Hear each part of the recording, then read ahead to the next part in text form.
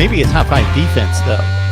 We know that LSU's been struggling on that side of the ball, but still, this defense is bringing it every week. I caught some of Jimbo Fisher's news conference this week. I was glad to hear him asked about Buddy Johnson being this heart and soul of the defense, because I thought I'd picked up on that, and I'm not a Texas A&M guy, but just from watching the games, that certainly the senior is having an outstanding year. DeMarvin Leal really stepped up in the LSU game, and Aaron Hansford as well. He's a guy that seems to have gotten his opportunity, and he's taking advantage. Absolutely. Buddy Johnson 100% was the MVP of this game. And I love how we can look all across the board and say, oh, well, Aaron Hansford is a guy who showed some flashes last year. Now we're finally seeing what he can be. DeMarvin Leal, we have been so excited about since he got to campus, and Jimbo Fisher actually just gave him the highest praise at his press conference yesterday, because this is a dude, he says, that just absolutely loves ball. He loves watching film. He loves lifting weights. He loves everything. And I think that's starting to show when we look at what they're doing on Saturdays. And against LSU, this game was just characterized by good, dominant defense from A&M. They were playing wrecking crew style football.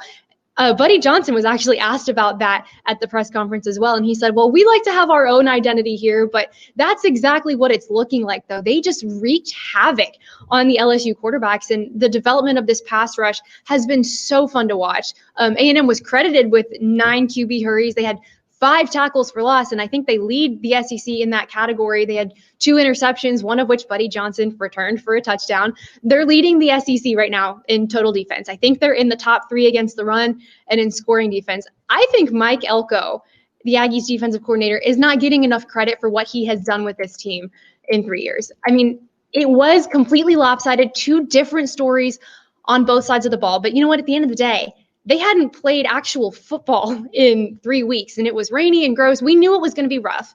I didn't think it would take that long for them to shake off the rust. I mean, I guess they never really did.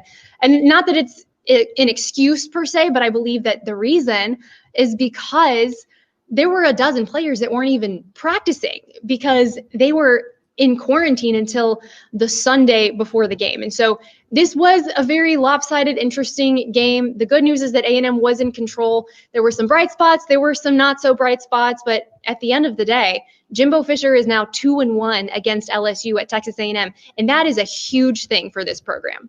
Not technically a shutout for Texas A&M on defense, but in terms of meaningful scores, they didn't allow any, with LSU just scoring in the last few seconds of the game to make a 20-7 final. We got Leah Musgrave on the line from TexAgs.com. Please join her and the rest of the staff there covering Texas A&M sports with the Aggies taking on Auburn.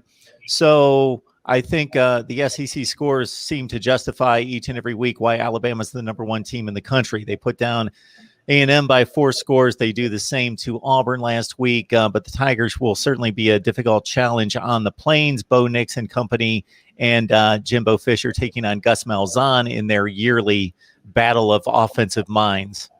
Yeah, this one is so much fun to me to look at, too. And an interesting stat that I'll give you here is under Jimbo Fisher, A&M has only lost twice to teams ranked outside of the top 10.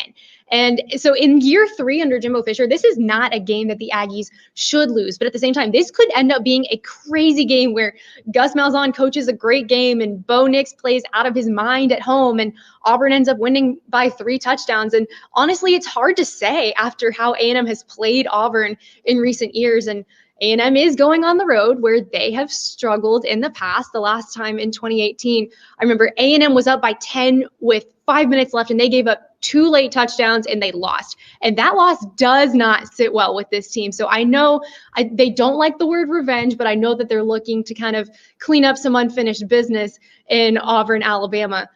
Mark, for this week for A&M, I think the biggest key is to keep Kellen comfortable, to give him time and give him opportunities to make plays and use his legs. They should be able to capitalize on the run game against what Auburn's defense is playing like right now. They haven't been super productive this year. There should be some opportunities for them up front. And you know what? Auburn's offensive line is pretty banged up too. And now they're going against one of the best defensive lines in the SEC after having just seen Alabama last week. And given the fact that defensively A&M is pretty much playing lights out right now all across the board, it should be fairly easy for them to be able to put pressure on the quarterback and make the necessary adjustments.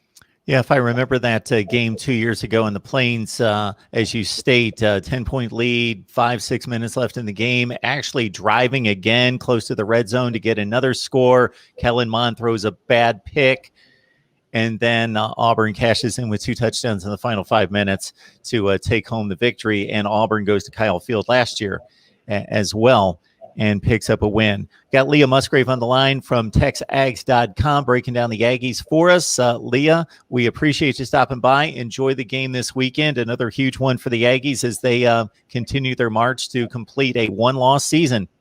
Absolutely. I'm looking forward to see what kind of conversation we'll be having next week, whether it is still the college football playoff conversation or if it's something else. So thanks again, Mark. Catch you next week.